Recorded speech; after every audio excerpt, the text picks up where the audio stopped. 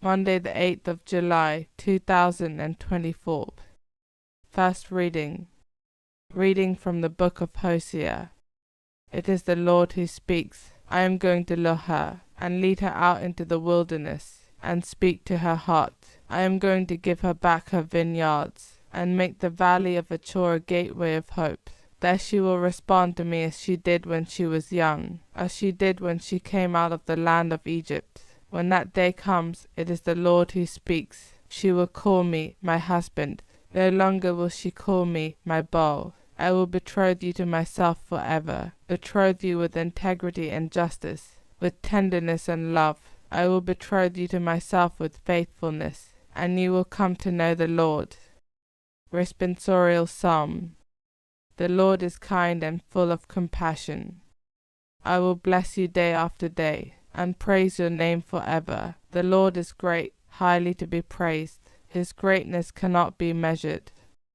The Lord is kind and full of compassion. Age to age shall proclaim your works, shall declare your mighty deeds, shall speak of your splendor and glory, tell the tale of your wonderful works. The Lord is kind and full of compassion. They will speak of your terrible deeds, recount your greatness and might. They will recall your abundant goodness. Age to age shall ring out your justice. The Lord is kind and full of compassion. The Lord is kind and full of compassion. Slow to anger, abounding in love. How good is the Lord to all, compassionate to all his creatures. The Lord is kind and full of compassion. Gospel acclamation. Alleluia, alleluia. Your words are spirit, Lord, and they are life. You have the message of eternal life. Alleluia. Gospel. Reading from the book of Matthew.